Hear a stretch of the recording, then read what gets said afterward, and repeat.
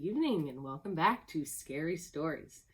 As always, make sure you're in your comfy pajamas with your most comfy blanket and your best stuffed friend to keep you company. And let's get ready for some scares.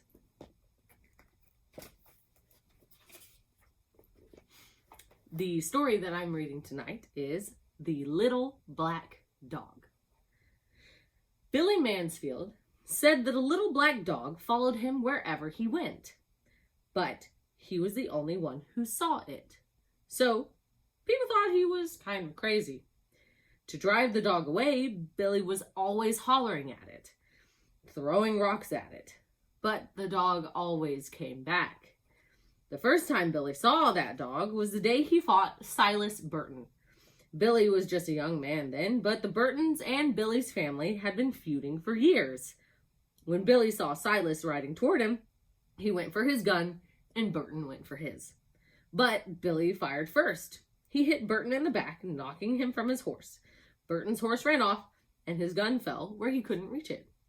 He lay there on the ground, pleading with Billy not to kill him. But Billy killed him anyway. Burton's little black dog was with him when he was shot. The little dog kept licking Burton's face and barking and snarling at Billy. In his anger, Billy killed the dog too. There wasn't much law enforcement in those days, so Billy wasn't arrested. But all that night, he heard Burton's dog outside his cabin, scratching on his door and barking to be let in. "I'm imagining this," Billy said to himself. "I shot that dog. It's dead." But the next morning, Billy saw the dog. It was waiting for him outside. From then on, there was not a day when he didn't see it. And there wasn't a night when he didn't hear it scratching on his door, barking to be let in. From then on, Billy was always finding black dog hairs on the sofa, on the floor, in his bed, even in his food. And the house and the yard stank of dog. That's what Billy said.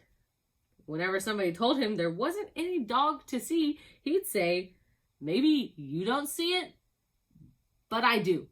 And I'm not any crazier than you are." Then things went on like that for many years. Then one morning, in the middle of the winter, the neighbors didn't see any smoke coming out of Billy's chimney. When they went over to check, Billy wasn't there. A day or so later, they found his body lying in the snow in a field back of his cabin.